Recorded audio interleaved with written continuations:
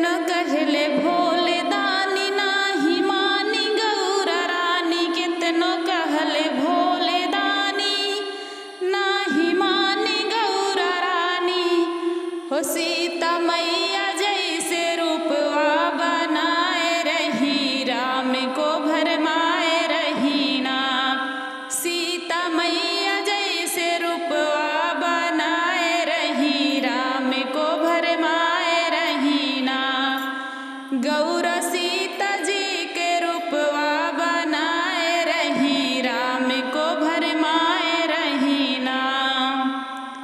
गौरा राम आगे आई राम जी माता कही बुलाए। गौरा राम आगे आई राम जी माता कही बुलाए।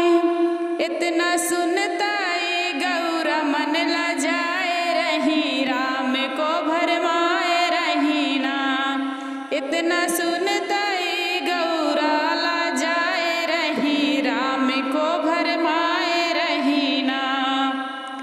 गौरा सीता जी के रूपवा बनाए रही राम को भरमाए रही ना। गौरा आई जब कैलाश भोले जी हुए उदास। गौरा आई जब कैलाश भोले जी हुए उदास। अपने करनी पे बड़ी पछताए रही राम को भरमाए रही ना। अपने करनी पे बड़ी पछताए रही राम को भरमाए रही ना। गौरा सीता जी के रूपवा बनाए रही राम को भरमाए रही ना। दक्ष यज्ञ रचाए गौरा जी को ना बुलाए। दक्ष यज्ञ रचाए गौरा जी को ना बुलाए।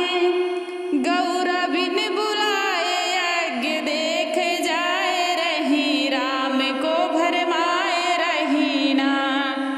गौरा बिन बुलाए यज्ञ देख जाए रही राम को भरमाए रही ना।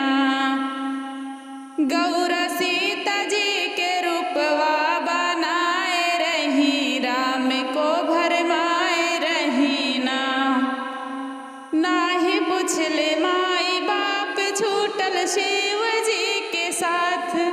नाही पूछले माई बाप छूटल शिव जी के साथ।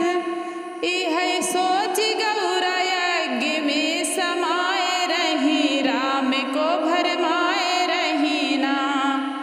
यह सोच गौरा यज्ञ में समाए रही राम को भरमाए रही ना। गौरा सीता जी के रूपवा बनाए रही राम को भरमाए रही ना। गौरा सीता जी के रूपवा बनाए रही राम